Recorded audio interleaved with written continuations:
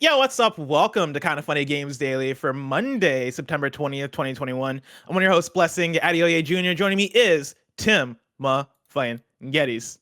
Wes, I'm happy to be here with you on a Monday. It's going to be good. Lil Nas X Day, right? Like that's what we're going to call today from henceforth. Is that what today is? Lil Nas X Day? I'm going to call it that. It just feels right. You know, I mean, the album came out on Friday, baby. but like we can. I know, but for it's me, like every day is Lil Nas X Day for me. And that's the thing is I feel like it came out on Friday, but it's really hitting on this Monday. You know what I mean? Montero Monday. Time. That's what I'm going to call sit it. with it during the weekend. Better.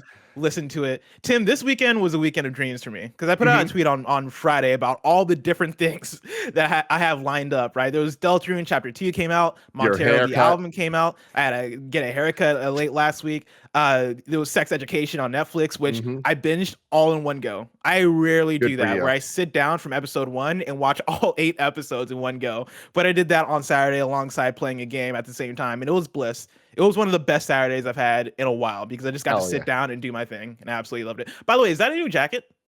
It's not new, but it's rarely worn. It gets a little hot. You know, normally for keen-eyed viewers out there, I rarely go an entire episode wearing the jacket because it gets a little spicy over here. You know what I'm talking about? I have a feeling this one's not going to make it past story 2. Just saying. Oh, we will see. Now, Tim, before I actually get into any of the news stories, I already fucking know where this is going. Report, yeah. This morning I saw something upsetting, Tim. I'm sorry. It was a poll put out there by Greg Miller, and you're part of the problem, Tim. I'm gonna go ahead and say it right now. You're part of the problem. I get it.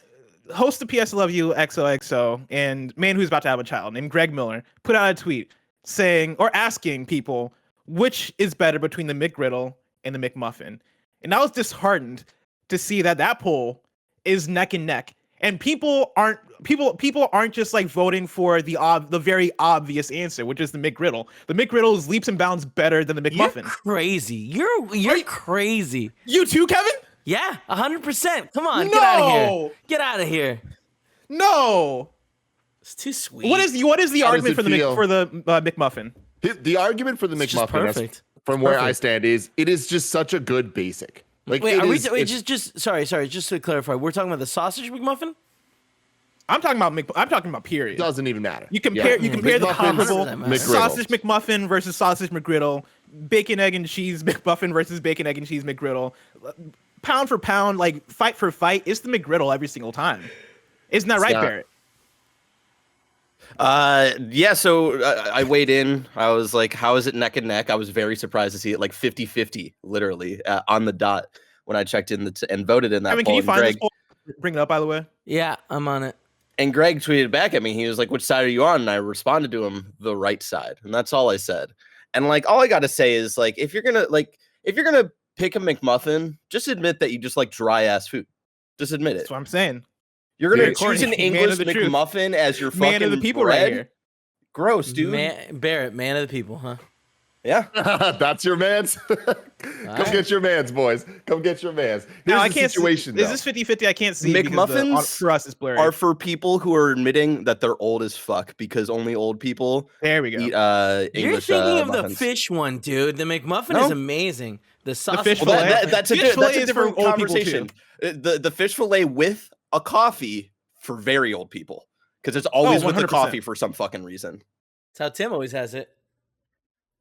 None of that is true. So we're looking at the poll right now. McGriddle is winning with 50.7%. Egg McMuffin is sitting at 49.3%. Oh, has one because those are the final results. Yeah. With over 8,000 votes voted in, which is, that's heartening, right? Like I was disheartened to see it be so close, but at the very least, McGriddle has won, which is a good thing.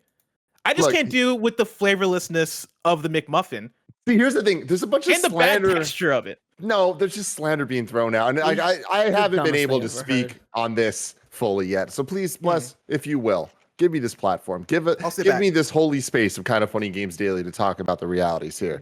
The reality is neither of these are bad things. It's a personal preference. I think this poll is fantastic. Hitting that 50-50 level, I get it. Because at the end of the day, the McGriddle is divisive. The McGriddle, to me, the problem is you can talk about how dry the Egg McMuffin is. It is dry on where it's supposed to be dry, and it's wet where it's supposed to be wet. Unlike the McGriddle that is just inconsistent. And while it itself itself, the dryness doesn't matter as much. It makes your insides dry. You're biting on this thing. You're chomping on this thing. And every single bite, your insides are turning into SpongeBob and all of those memes where it's just so dry. Why is there never enough syrup in all the right places? It always just kind of feels like you're eating dry syrup. It's What? But I understand there's a personal taste for that. There's people that enjoy that type of torture inside their bodies. I am not one of those people. I will take the McMuffin over the McGriddle any day of the week. In fact, if a McGriddle was my only option, I might not even eat it.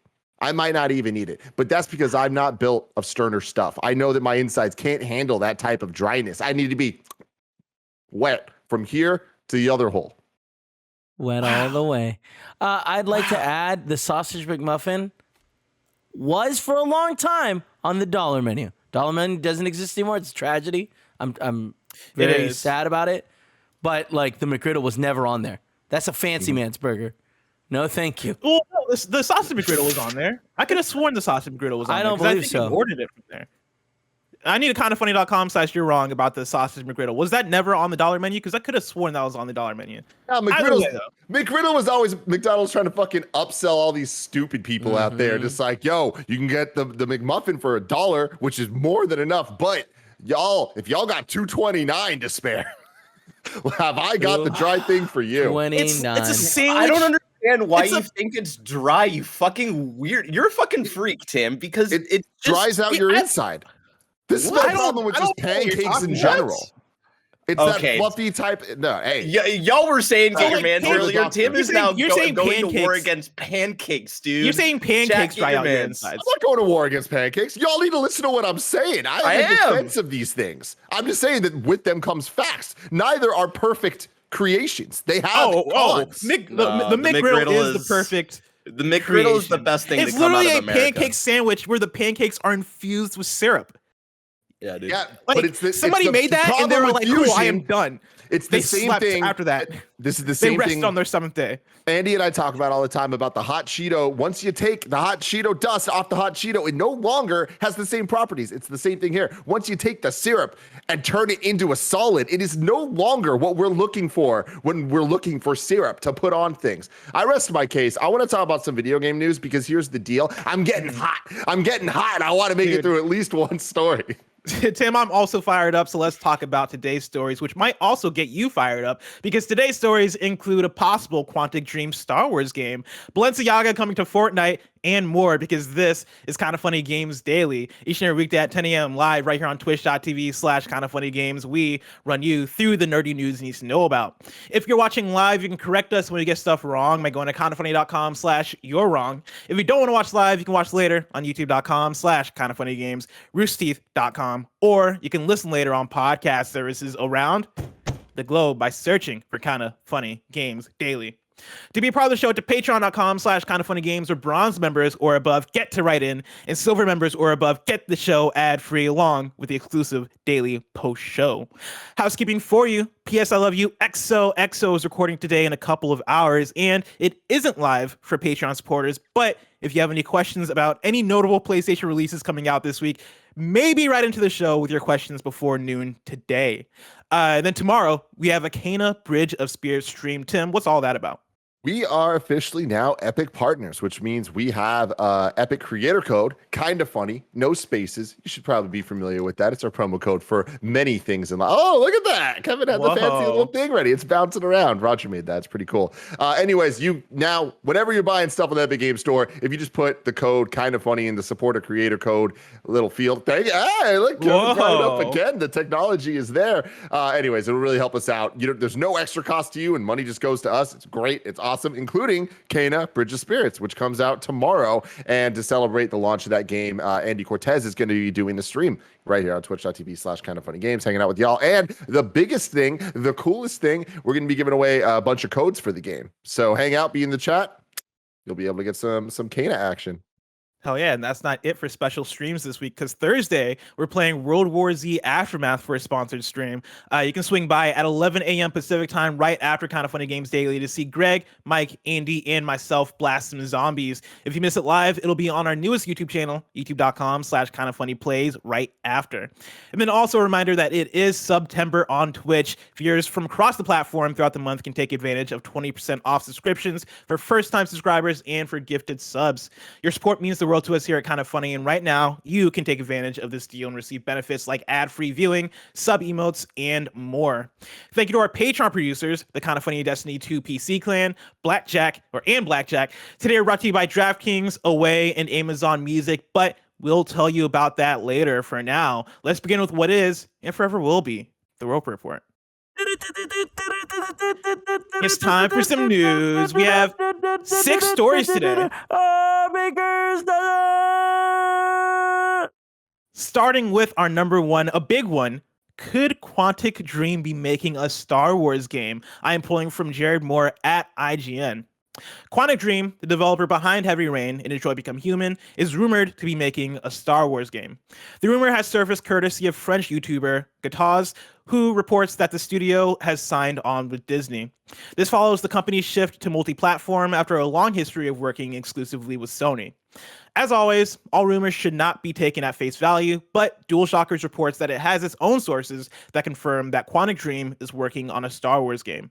The site reports that its source, quote, provided overwhelming evidence, end quote, of having connections within Quantic Dream, and that the Star Wars game has been the studio's project for around 18 months. The report notes that it is unclear what exactly that 18-month timeframe entails, but rumors within the French developer community suggest that the game may have only begun full development in the past few months. While there has been no official word surrounding an upcoming Star Wars game from Quantic Dream, DualShockers reporter Tom Henderson captured a screenshot from Twitter that showed the company had liked a tweet discussing the rumors. This far from confirms that Quantic Dream is making a Star Wars game, of course, but the studio has since removed its like from the tweet. Tim fucking Gettys. How do you feel about this news?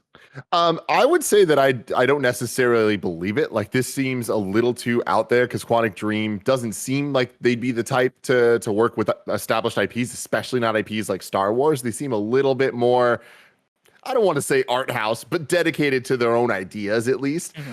But just looking in the chat, I saw Jeff Grubb just say they are. So I believe Jeff Grubb. So that completely, with those 2 words, changes my mind on this. And I'm like, all right, cool. Now let's think about what this could be. Regardless of whether I thought it was going to happen or not, I am excited by this idea for a couple reasons. One, I really like Detroit Become Human. I thought it had a lot of interesting ideas. I like these kind of choice-based games, like narrative-based games. I think that they brought in the scope of what video games can be in a ton of ways. And like this interactive movie concept that we've seen a whole bunch over, I mean, since the inception of video games to some extent.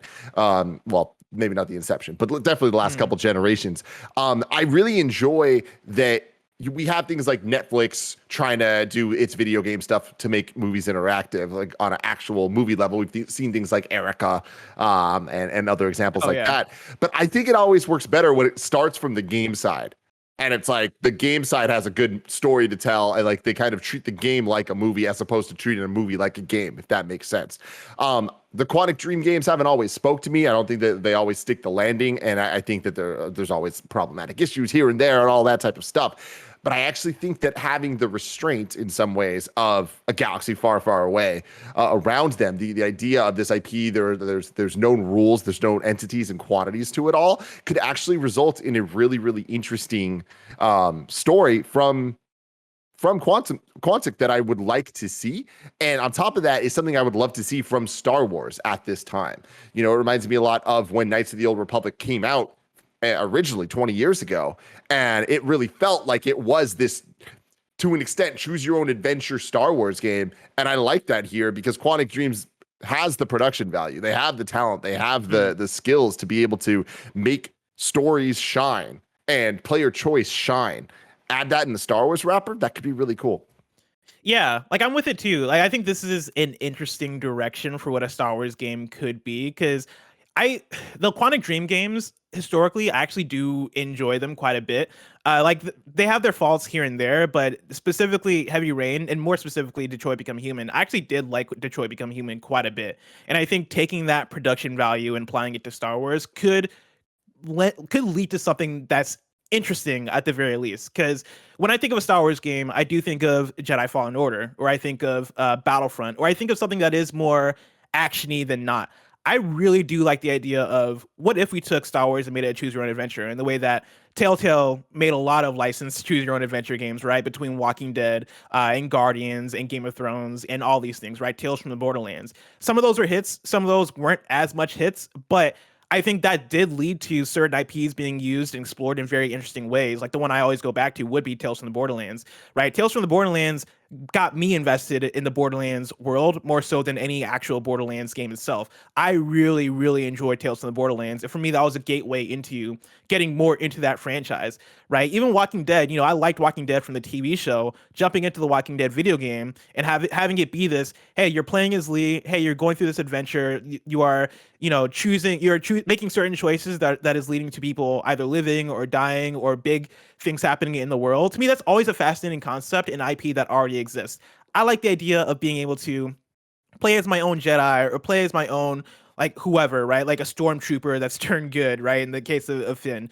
I like the idea of being able to take my own main character and actually carve out my own space in the universe. I think where that gets tricky is how precious is Star Wars with their IP, and do they want a developer like Quantic Dream to be able to determine, like, hey, we have characters that now have, like, it's the Doctor Strange looking to a bunch of different dimensions thing, or a bunch of different timelines thing of like, oh yeah, like Rey Skywalker has a specific story because they told that story through 3 movies, but this other character, Rey Quantic Dream, is just like it's out there causing a ruckus and has so many different choices, and we can't actually apply this character into like specific stories because there's a butterfly effect there.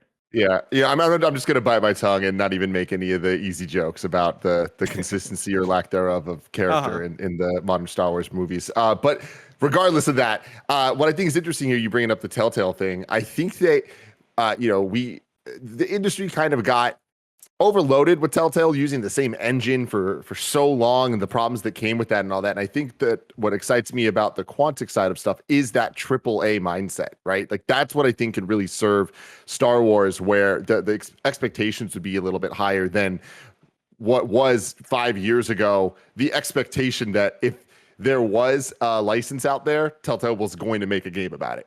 You know what I mean? Like if they had the ability, they were going to do it. And I think that here it seems a bit more, if this is real, of a purposeful choice that we've been seeing a lot of recently with the Marvel IP and now the Star Wars IP, that after being tied up with EA for so long, it's now them kind of fishing them out, selling them out to the different studios that they want to work with obvious visions of purpose of a game that they're trying to create with this specific group.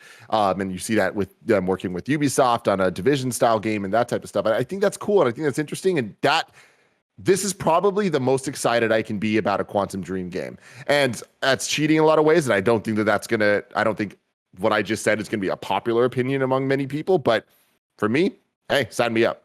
Yeah, I mean, I agree with you. I think for me, Quantic Dream coming out announcing a random ass next game probably wouldn't get me as excited, because I feel like Quantic Dream over the course of the last decade have kind of shown us what they can do and kind of what their thing is. And I think a lot of people are either in for it or a lot of people are very over it. And I think a Star Wars game is the most excited I can be for a Quantic Dream game. It is also the most nervous I can be for a Star Wars game. Like that isn't my go-to in terms of what I want from Star Wars. I like the idea of it being choose your own adventure. The Detroit Become Human butterfly effect, I don't think gets enough credit for how actually cool and exciting that thing was. Like for me, it did really rival, in a lot of ways exceeded Until Dawn's butterfly effect, which I think was the one that really like overshadowed a lot of what Quantic Dream had done before that. And so if you can take that butterfly effect and apply it to Star Wars and take the production value and like the graphic direction, because I do like how those games look as well. If you can take all of that, the cinematic presentation, and apply it to Star Wars, I think there's something special you can do there. And I think Star Wars would be the thing that would reel them in terms of their insane batshit stories sometime. Like totally. I think Quantic Dream has talent as a studio. I don't necessarily love David Cage's direction with his games and with his stories and all that stuff, but I think Quantic Dream as a studio has stuff that they can do well. And if they're able to hone that in and use that for Star Wars, I think that can be promising. Love it. I want to bring in a question from BJ Bernardo, Independent, who writes in and says, "Hey, y'all, what do you think Quantic Dream will create with the Star Wars license? What other studio should take a crack at Star Wars? How selective will Disney be handing out the Star Wars license? Will we all of a sudden get a bunch of Star Wars game announcements? Thanks, BJ." Tim, those are a lot of questions. Which do you want to start with? I mean, let's go one by one. What do you think Quantic Dreams will create with the Star Wars license? I think we just talked about it a little bit, but I do imagine it'll be a butterfly effect style narrative story. I imagine it will be Jedi focused, and it will be light side, dark side, fairly traditional Star Wars storytelling. But I do think that there will be some compelling characters that we've never heard of. I don't expect it necessarily to be relating to any characters we know. We are due for a High Republic game.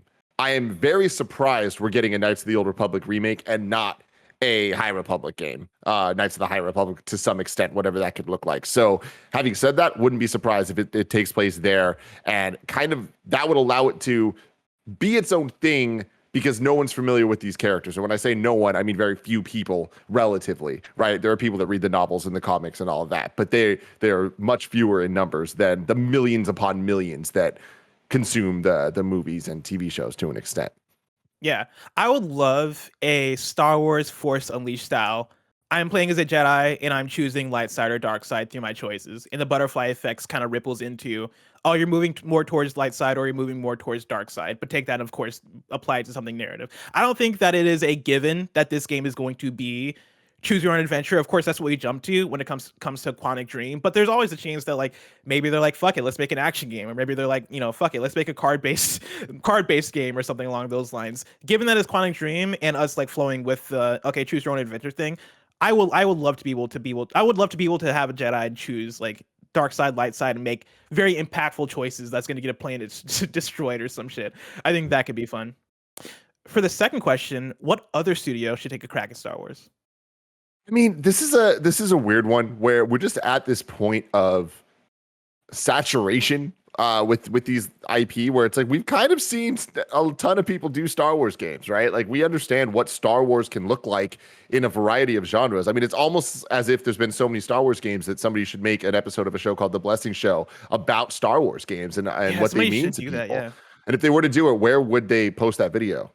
Probably on youtube.com/kindoffunnygames. I'm sure if you go there, you scroll down, there's probably a Blessing Show playlist. Probably. That could have that episode. That episode is out there. Well, that episode made a lot of good points. And some of those points are that Star Wars is this unique thing that means a lot to a lot of people, but Star Wars video games are a unique thing that mean a lot to a lot of people. And there's a lot of good, there's a lot of bad, there's a lot of fantastic, and there's a lot of dog shit. So they kind of have been all over the place with this. But because of that, I think that we've kind of seen almost every genre tackled in some way, shape, or form, and be successful and have kind of some wins. So I don't really necessarily at this point have a studio that I'm like, oh man, I'd love to see a Naughty Dog Star Wars game. Of course I would. But at the same time, we've kind of gotten elements of that, right? Like Jedi Fallen Order was close enough for me. It had enough Uncharted-like elements in it and narrative type things that I'm like, I get what that looks like. So yeah, we have that. Yeah, we have that. We have so many different things. So I'm kind of happy with it. I don't know what studio would make it, but I do want another Star Wars racer. I love Star Wars racers so much, and like maybe it's Codemasters, maybe in like some alternate universe, or like in a universe where Playground Games can make another team to work on a Star Wars game, because I do want them to continue to churn out the Forza Horizons, and they're working on Fable, of course. But if they could have like another team to work on a Star Wars racer, God, I'd be all about it. I love that so much. I mean, dude, that would be awesome. I mean, again, this is kind of the thing that we were talking about earlier about like Star Wars games can mean so many things to different people. Like, regardless of your takes on the original trilogy, prequel trilogy, sequel trilogy, any other element to it, there are people that are nostalgic for all of them. And there are things and elements that quality of the rest of it around it, notwithstanding. Like, pod racing means something to me. And it means something to you, Bless. And a lot of that has to do with the age we are and the video games that came with it and the experiences around that. So I feel like pod racing is one of the least utilized elements of Star Wars that should be getting even more. But at the end of the day, how can I say that when it literally got an arcade game where you got to be an Anakin's pod racer and a home release that has now been re-released on modern consoles? Like, good for them. Like multiple console games between the one that came out on SC4 and the one that came out on PS2. And then a re-release where I played it again on PS4 and damn near platinumed it, except I couldn't get the one trophy. Couldn't get the one trophy. Always the one. Me because I used the cheat code and that erased my progress. One that is not going to happen, but I'm going to throw out there. Give me a Housemarque third-person shooter Star Wars game. I think that a Star Wars roguelite that is just a reskin Returnal is what I'm asking for. I think that would be fucking bonkers. Yeah, that'd be interesting. And then the last one here, right? How selective will Disney be in handing out Star Wars licenses? Will we all of a sudden get a bunch of Star Wars game announcements? I mean, we're there already, right? Like, I feel like that's actually happening in the last year. Right, we got the massive one, we got the KOTOR, we got the Star Wars Hunters, I think it's called, the Switch game that might have come out already. I don't know, but that's one of those under the radar. That's a good question. But yeah, no, I think that we're already in full on evacuate the dance floor from EA type situation, and then inevitably we got Jedi Fallen Order 2 coming out, whatever that is. Whenever that is. I hope that's soon. That's what I want more than anything of these games. Yeah, Star Wars Hunters is coming out 2022. And I'm with you that we're pretty much at that place. And I welcome it as long as it's being done in a way that is doing the Star Wars games the best service they can do, right? Like we have Marvel games doing a very similar thing, and it seems like Disney is very much mirroring that strategy, and it's worked well for Marvel games, right? Like we've gotten Spider-Man, we've gotten Ultimate Alliance, we've gotten some games that weren't as great in the case of Marvel versus Capcom Infinite, but we're getting enough hits that like I think it's worth the misses. And if Star Wars can emulate that and give us enough hits where we're like, let's go, this is success, we're getting our Jedi Fallen Orders, we're getting maybe better Battlefront games. I know there are people out there that are playing Battlefront 2 and that game is kind of turned it around. And so we're getting games like that. We're getting way better Star Wars releases that I'm all for it. If this KOTOR remake is dope, I'm all for it. Yep. Tim, let's move on to story number 2. ATLUS is celebrating Persona's 25th anniversary. I'm pulling from Nibel on Twitter. ATLUS has launched the Western Persona 25th anniversary website. On the website reads, quote, "This September, the Persona series will celebrate its 25th anniversary and has also officially reached 15 million units sold worldwide. We want to thank everyone who has supported and helped push the series forward through all these years. To thank you all, we're preparing a year-long campaign from September 2021 to fall 2022. As the Persona 25th anniversary year, and we can't wait for you to see everything we've got planned for the festivities. With 25th anniversary merchandise, events, collaborations, and even game information, we'll have many exciting announcements for Western fans and worldwide throughout the anniversary year. We hope you're looking forward to them." End quote. Tim, I know you're not as much of a Persona person, but I am, and I am very excited for whatever this is. I don't expect anything like out of this world, right? Like they're not going to announce Persona 6. They're not going to announce anything super crazy, but they're going to announce they're done. They're like, we did it. Bye guys. Persona's done. We can roll credits on everything. Thanks for hanging out with us.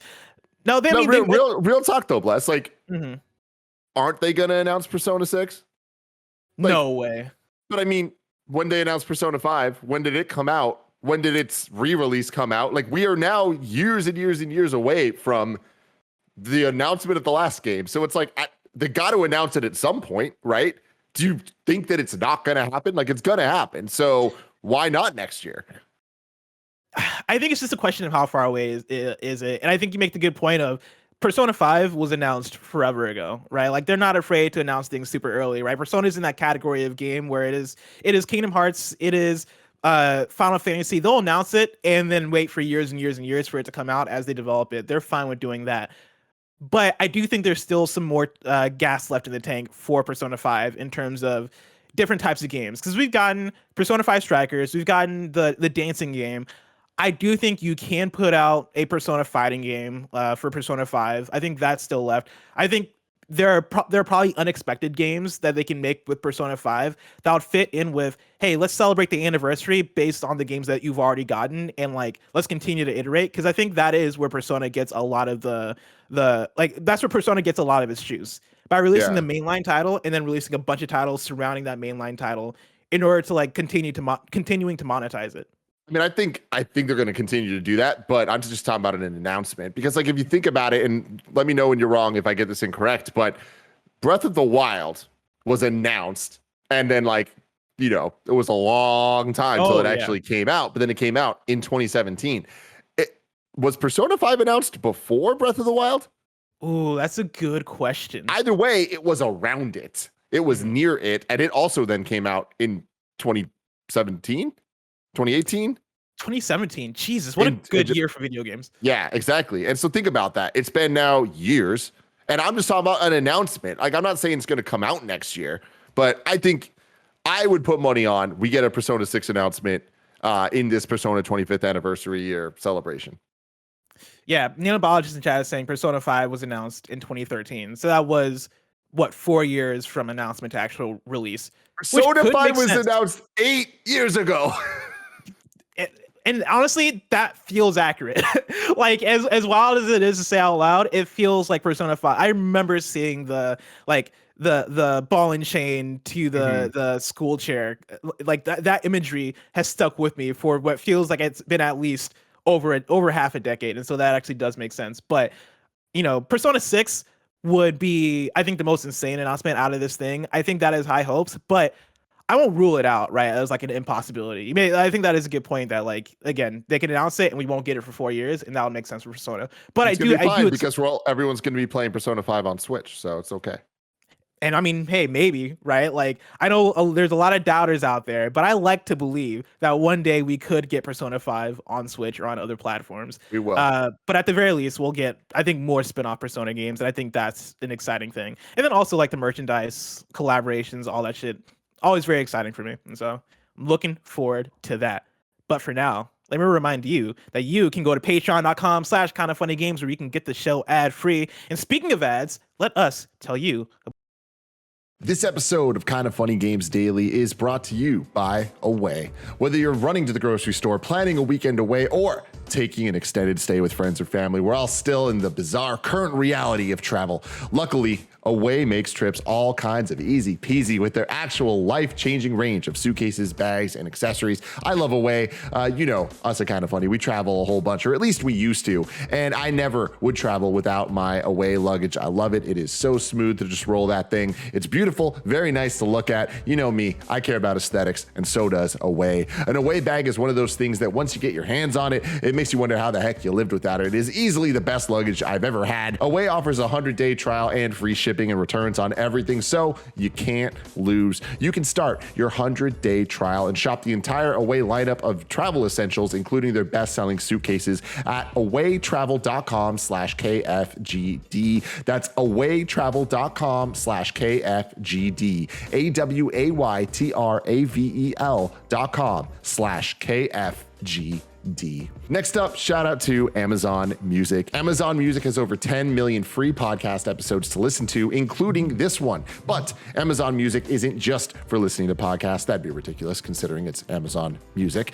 They've also got thousands of music stations and top playlists to stream for free. And no matter what you're listening to, you can even go hands-free with Alexa. You just download the app and enjoy listening free wherever, anywhere on your favorite devices. There's no credit card or subscription required. I've been listening to Bo Burnham's Inside for the, I don't know, millionth time this year, and Amazon Music makes that fun, makes that easy, and man, what an experience that is. I recommend it to everybody. If you've never tried Amazon Music, what are you waiting for? You're gonna love it as much as we all do. Start listening for free today. Head over to amazon.com/KFGD. That's amazon.com/KFGD to stream thousands of music stations and over 10 million podcast episodes for free, including this show. Amazon.com/KFGD. And finally, shout out to DraftKings. It's been one heck of a kickoff for the NFL season, Andy keeps telling me, and it's only getting better at DraftKings, the official daily fantasy partner of the NFL. DraftKings is putting new customers in the center of the action with a free shot at millions of dollars in total prizes.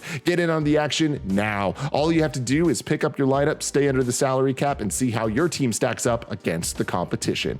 DraftKings is safe, secure, and reliable, and the best part is you can deposit and withdraw your cash whenever you want. You can download the DraftKings app now and use code KFGD. Download the DraftKings app now and use code KFGD. This week, new customers can get a free shot at millions of dollars in total prizes. Enter the code KFGD to get a free shot at millions in total prizes with your first deposit. That's code KFGD only at DraftKings, the official daily fantasy partner of the NFL. There's a minimum $5 deposit required. Eligibility restrictions apply. See DraftKings.com for details. But remember, code KFGD at DraftKings. And so I threw the McMuffin out the window. Story number 3. This is another Kev check-in for Fortnite. Fashion brand Balenciaga joins Fortnite. Kevin, I have images. If you can pull up the images from their website. I'm reading directly from the Epic Games website. The runway isn't about showing off. It's about being you. On September 20th, 2021, at 8 p.m. Eastern Time, digital fashion comes to life in Fortnite. See Ramirez, Dago, and others express themselves in a whole new way with help from the Balenciaga Fit Set. Show the world your unexpected side with the set's apparel, free sprays, the Strange Times featured hub, and a live photography campaign. Inspired by authentic archival looks from luxury fashion house Balenciaga, here are all the items arriving in the item shop. You're getting a Balenciaga fits, you're getting Balenciaga fit back blings, Balenciaga fit pickaxe, glider, wrap, and emote, and then free sprays in style. Something else you'll notice in the Strange Times hub is billboards all around. This is your time to shine. From now until September 23rd at 12 p.m. Eastern Time, join our live lookbook campaign by expressing your style in creative Fortnite images that mash up your uniqueness with unexpected elements. We'll be featuring images that highlight your individuality in the Strange Times hub, starting when it goes live and refreshing them multiple times throughout the hub's run. It doesn't matter the gear you have equipped, just be you. Make Fortnite your fashion destination this fall. Now, before I get to Kevin, because I know Kevin is the Fortnite correspondent here, Tim, I want you to speak because I know you're not the big Fortnite guy, but I'm sure you are very aware of Balenciaga. I am. I mean, my girl Dory is the biggest fan of Balenciaga that I know, and she is a fashion icon. If I could dress like one person for the rest of my life, it would be Dorit Kemsley. But this is very surprising, but at the same time, not surprising at all. Epic are just like, you know what? Fuck it. Fortnite can be and will be everything to everyone. So why not try these different things, right? And like, I think that it's kind of cool that a lot of video games, not just Fortnite, but like even just like 100 Thieves has been doing a lot of collaborations with Gucci and shit. Like, I like that video games are leveling up with this kind of like indulgent world to an extent. Not that everything should be that way, but I like that what video games can be and what the culture around video games is evolving to be many more things. Had a lot of internet tech issues, and so me and Tim are going to pick up from story number 4. If for some reason we only got half of story number 3, our apologies, but we are back. I got to pause the stream because now I'm hearing myself. But we're back. Of course, Barrett came to the rescue. Thank you, Barrett. You're the homie. You're the best. Yeah. Greg Miller, if you're watching this, give Barrett Corney a raise. Story number 4. Neil Druckmann will direct some of the Last of Us TV series. This is from Chris Scullion at Video Games Chronicle. Neil Druckmann will be one of the directors on the first season of the Last of Us TV series. An updated production list on the Directors Guild of Canada website lists the Naughty Dog co-president as one of 5 directors for the first season. The pilot episode was directed by Kantemir Balagov, who posted a photo of an empty slate on Instagram last month when filming wrapped, along with the message, quote, "My job here is done," end quote. The Last of Us adaptation is the first television series from PlayStation Productions, a studio formed by Sony Interactive Entertainment to adapt its original game properties for film and TV. Druckmann, the writer and director behind The Last of Us games and Uncharted 4, was promoted to co-president of developer Naughty Dog in December 2020. Tim, how do you feel about this? Cool? So stoked. So unbelievably stoked. I have very high hopes for this series. I think that every single news story we've heard coming out of it so far has been good news.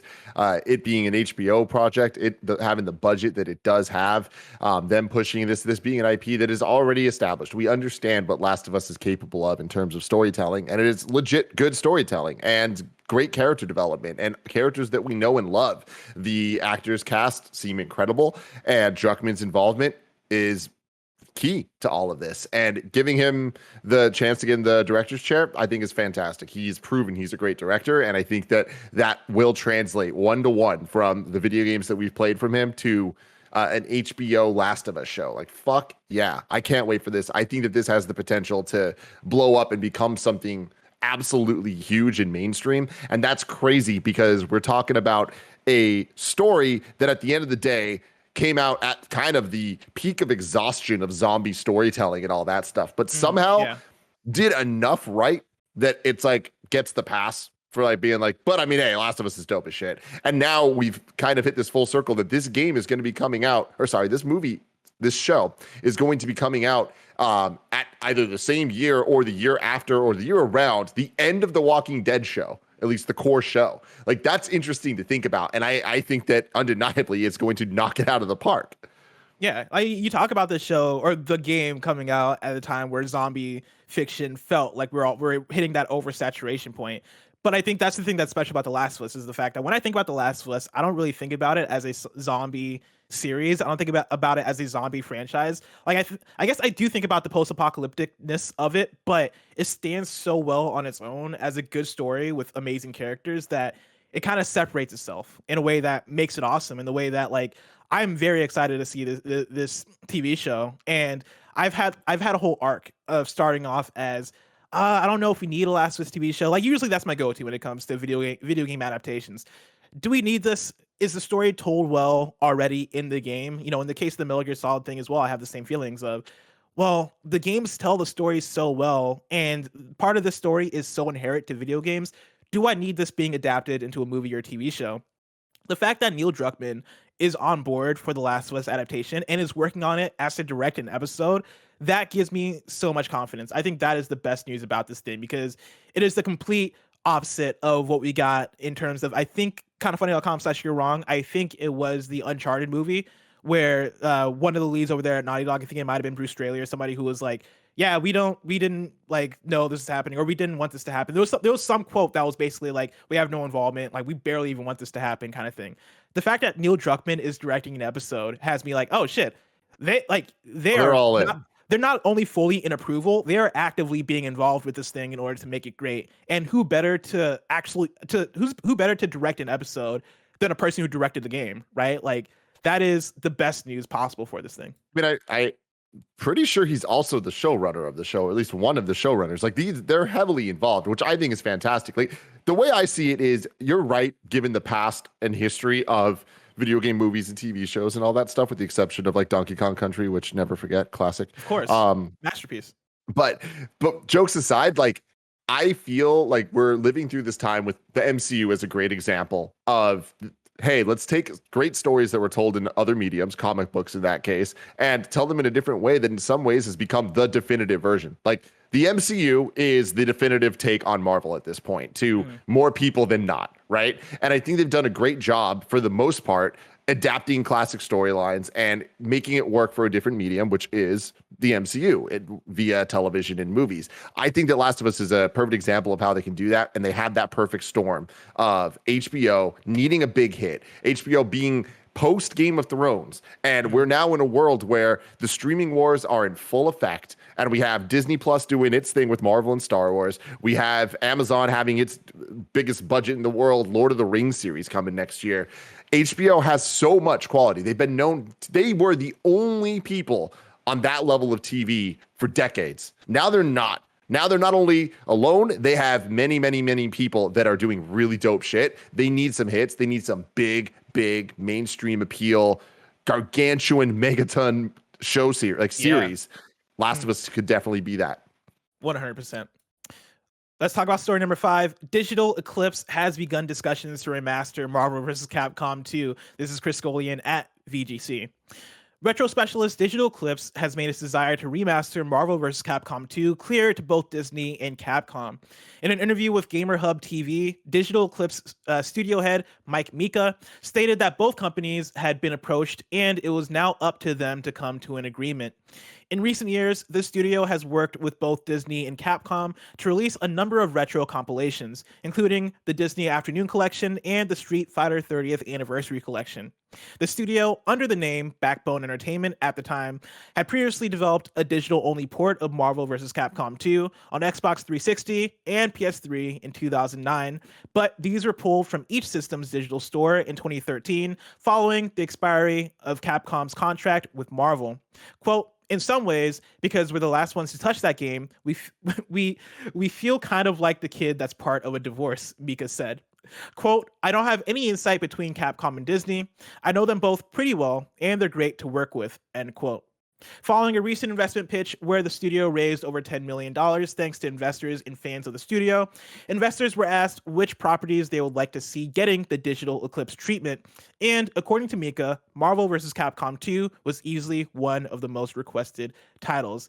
Tim, this would be amazing news if this actually made it to release. Yes, I want this so bad. I think this is great. Marvel vs. Capcom 2 is a classic video game. Legitimately one of the best video games of all time. Definitely one of the best fighting games. It is oozing with charm and character and characters. 56, if I remember correctly. So much awesome shit going on in this video game. It is such a huge part of legacy. It's where so many people learned about so many different Capcom characters and Marvel characters. But more than that, I think that it's criminal that the game is not available to play anywhere now because of all this dumbass licensing shit here and there. And, these digital ports that came out at this point 2 generations ago, which is crazy to think about. It's just sad that that's the state of affairs for MVC2 at this point. But what I love more than anything is that Maximilian, dude, single-handedly is making this happen. He came out and I was like, hey, I'm Tim Geddes. I'm trying to save the Bandicoot. I essentially just took credit for things that were happening behind the scenes. If this fucking happens, Maximilian dude gets full-on credit for saving this shit, and good on him. Good on him for being a voice for the fighting game community. Love that. Hashtag free MVC2. Tim, let's jump into our final news story for the day. This is one that you added. This is actually a collection of news stories. In fact, it's a collection of collections. Let's start off with Castlevania Advanced Collection rated for PS4, Xbox One, Switch, and PC in Taiwan. This is Sal Romano at Gematsu. The Taiwan Digital Game Rating Committee has rated Castlevania Advanced Collection for PS4, Xbox One, Switch, and PC. The unannounced collection was first rated in Australia on June 18th, then again in Korea on June 25th. While the Australian rating listed the game as multi-platform and the Korean rating for PC, this is the first time console platforms have been specified. The collection will presumably include the 3 Castlevania games released for Game Boy Advance from 2001 to 2003, Castlevania Circle of the Moon in 2001, Castlevania Harmony of Dissonance in 2002, and Castlevania Aria of Sorrow in 2003. Before we jump into the next one, Tim, Castlevania Game Boy Advance games, how you feel about it? Oh, I mean, are you kidding me? Some of the best freaking video games of all time. This collection sounds insane. To think back to 2001 to 2003, what an era, man. The GBA, the PS2, Xbox, and GameCube. God, how the fuck did we get these 3 games year after year after year? Video games were on one then, man. That Dude, shit is crazy. Remember that when you talk about getting game after game, right? That's a good one to point out with Castlevania on the GBA, but GTA back to back, GTA 3, Vice City, San Andreas, Tony Hawk's back to back, all the EA Sports big games, NFL Streets, NBA Streets back to back. God, video game development was on fire. God, you gotta love it. And so yeah, you really shout do. out to that. I love this, and at the end of the day, I think this is great. Obviously, it's easy to make fun of Konami, deservedly so, with how they're treating their video games, but this is a step in a direction that I enjoy and I have to back, because there's quality video games that need to be preserved and need to be enjoyed by a whole new generation of people, because these games will hold up. These are fantastic video games. Hell yeah. And for the other collection news story, Disney brings its classic games collection back with 16-bit, The Jungle Book, and SNES Aladdin games. This is Daniel Vukovic at Vooks, which is a source that I don't source often. Vooks. Released at the end of 2019, the original Disney classic games, Aladdin and The Lion King, was a comprehensive collection of classic 16-bit Disney games. Except it was missing one thing: the SNES version of Aladdin developed by Capcom. Now Disney has shelled out the shekels and got the rights to the game in this new collection. Oh, and now The Jungle Book is along for the ride as well. The new updated package will go on sale this November. The elephant in the room, though, this is being touted as an entirely new release. We're not sure if those who bought the first incarnation will get access to the SNES version of Aladdin or The Jungle Book. Aladdin includes difficulty adjustments, camera changes, and additional surprises. All games include updates to 1080p graphics. You can rewind gameplay up to 15 seconds and even fast forward through the game as well. The games also include quick save. Tim, is this one that gets you excited as well? It does, based on the conversations we just had, the last 1.5 news stories about preservation of old video games. Like, this is actually a really big deal. Like, this collection came out in 2019. I own it on multiple consoles now. And it's a funny thing where these Disney 2D platformers of the Genesis, Super Nintendo era are, in my opinion, a little bit more nostalgic than they are quality. But that's definitely true in the terms of they were different games on the different consoles. Bless. I don't know if you played through these, but like the Capcom released Super Nintendo Aladdin, very different game than the Genesis released Aladdin. A lot of similarities, but there's key differences, including Shinji Mikami working on the Aladdin on Super Nintendo with crazy That's stuff. Awesome. Did not know because of licensing and because of just the way that things worked with Capcom, they weren't able to be part of this release. So this is a weird thing where this is a new game. It does suck for people that bought the original game, and like it doesn't seem like there will be a upgrade path for that. But I think that this is just an example of something we're going to see more of in video games, where licenses just get more and more complicated, but there are more and more groups out there trying to simplify it as much as possible and trying to preserve all of it. And that's going to result in multiple releases in some cases because they don't have the license, but once they get it, they want to be able to put that out. And I think that collecting all these games, all the versions of these games together, is a really cool product at the end of the day. Yeah. Now, I think one, this is awesome for video game presentation or preservation. Sorry, and then you mentioned one, you asked, like, I don't, know if I like touched the different versions of these games before. One thing I do want to throw out there, I have played the Super Nintendo version of Pinocchio. One that's not talked about as much. I have played like one of the Aladdin games, but Pinocchio is actually the one that I have probably the most nostalgia for. And you talk about, these games are often more nostalgia driven than quality in terms of like people's want for them. I would love some kind of re-release or repackaging of the Pinocchio game, not because it's a good game, but I would have a good time revisiting it. I remember I have some great memories of just playing that game with friends and having a dumb time playing that over and over again. And so Disney, make it happen. But he ain't lying. His nose ain't grown. You can tell he wants it. Exactly. My nose is still the same size. You tried, Tim. I did. Hey, you got there. Tim, a Pinocchio re-release on current consoles is probably just so far away. If I want to know what's coming out to mom and pop shops today, where would I look? The official list of upcoming software across each and every platform, as listed by the Kind of Funny Games daily show host. That's us, each and every weekday. Yeah.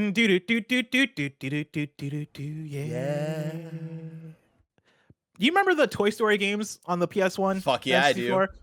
Bring those back too. Speaking of games that, again, aren't quality whatsoever, but my nostalgia makes me want to play them again. Toy Story for those old consoles, man. Dude, I rented Toy Story on the Super Nintendo no less than 7 times. And there wasn't a single moment, not one single time, that I got past. Oh my God. Yeah. Barrett, God bless you. God bless you just having this ready.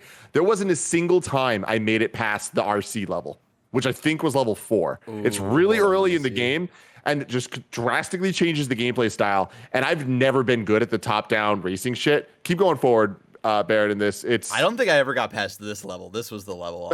Level 1. Wait, is this level 1 still? No, because here's the RC shit.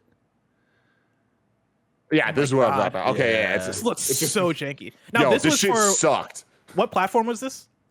This looks to be the Windows version. Yeah, I played this on PC. I remember this boss fight too, and this was not fun. What game am I thinking? Because I'm thinking of a 3D platformer. Maybe it's Toy Story 2. You're thinking of Toy Story 2, where you play as Buzz and you start off in like the garage and stuff.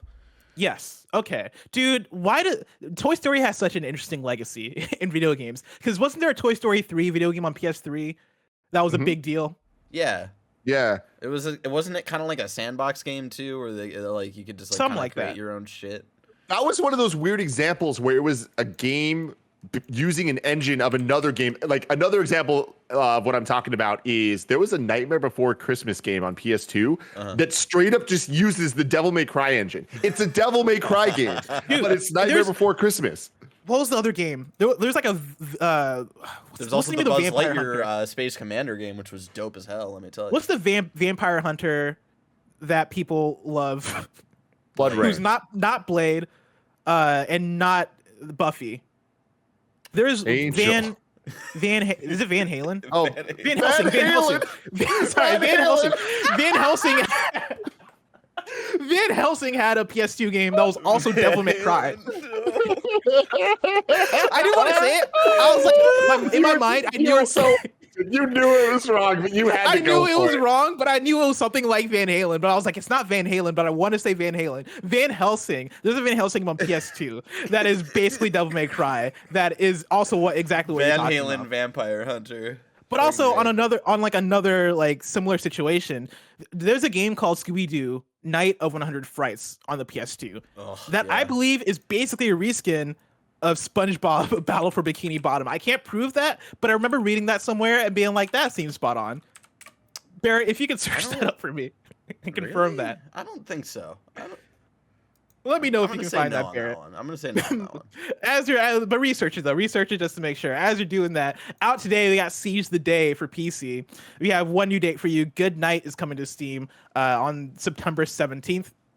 And then remember, you can go to patreon.com/GodFunnyGames where you can get the show ad free. You can write in with your questions, but you can also write in with your squad ups, just like Infinite Corpse did. Infinite Corpse writes in with a squad up on Game Pass and says, "Hey y'all, I know we're all big sticklers for the rules here at Kinda Funny, but I hope it's cool that this isn't exactly a squad up. It's in the same vein though. The Infinite fall title, Night in the Woods, is set to leave Game Pass at the end of the month. The game takes place in the days surrounding Halloween, making it the perfect pick for this time of year. Word to the true Halloween king. Thank you. It's a game I absolutely fell in love with during the pandemic, and I thought I'd give it a proper shout out before it leaves the platform for anyone that hasn't caught it yet. It's only a single player title, so this is more like just a last call.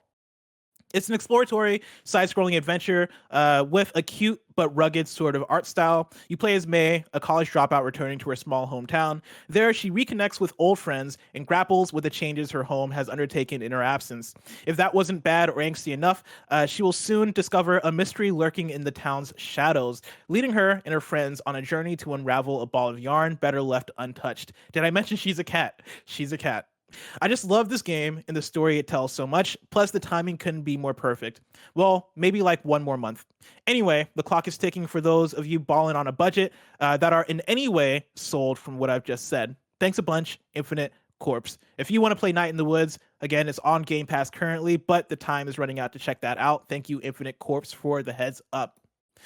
Now it's time for kindafunny.com/you're wrong, where you write in and let us know what we got wrong as we got it wrong, so we can correct it for those listening later on podcast services and watching later on youtube.com/kindafunnygames. A bunch of you guys are writing in about the McGriddle. I mean, I'm sorry, Blessing. I'm sorry to interrupt.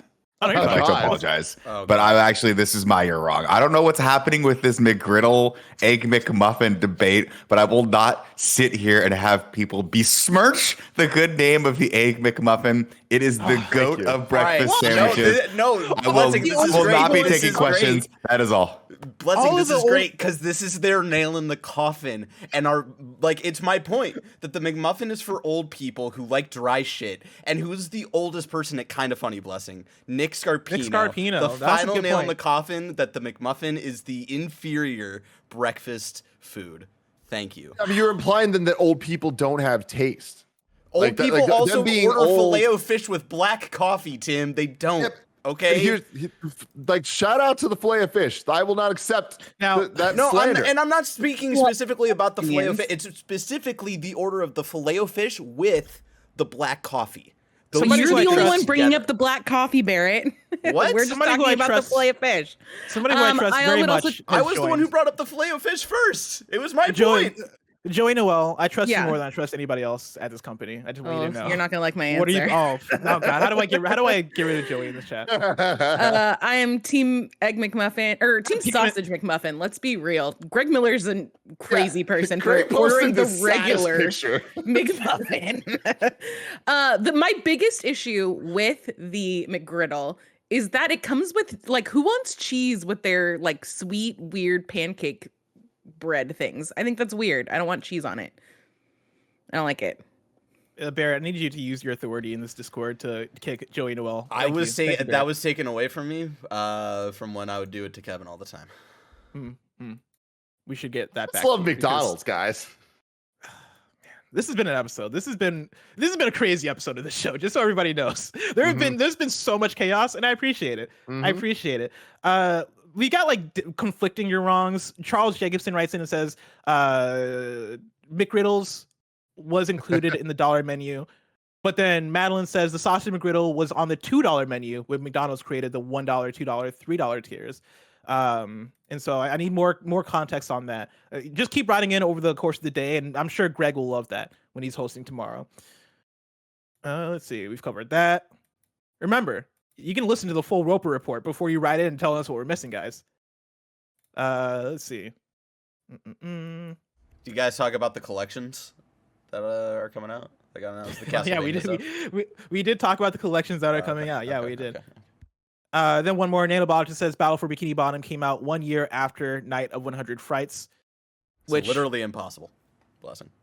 Well, no, I said wait. Oh, Battle for Bikini Bottom came out after. Oh, so Battle for Bikini Bottom was the clone of Night of 100 Frights. No, we just look. I showed you guys like several minutes of gameplay, and they shut up, Blessing. I was not looking at the monitors, so you know I was reading your wrong. That's it for kindafunny.com/you're wrong. Today's Monday, which means we have a whole week of hosts coming up for you. Tomorrow you're getting Tim. Oh, you're getting Tim and Gary Widow. Oh, I'm sorry for that, Tim. You're gonna have a lot of your wrongs about McGriddles.